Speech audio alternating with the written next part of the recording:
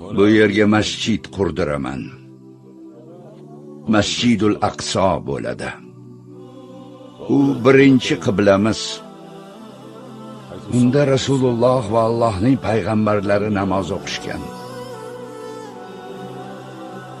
Bu uchinchi haramimiz. Masjid Aqso qiyomatgacha tik turadi va har doim musulmonlarniki bo'ladi. Quddus. Siz bilan biz uchun u muqaddas yer.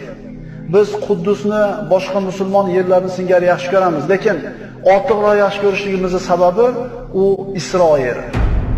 U yerda payg'ambarimiz sollallohu alayhi vasallam payg'ambarlarga, hamma payg'ambarlarga iymon bo'lib namoz o'qigan. U muborak yer. Baraka qayerdan keladi?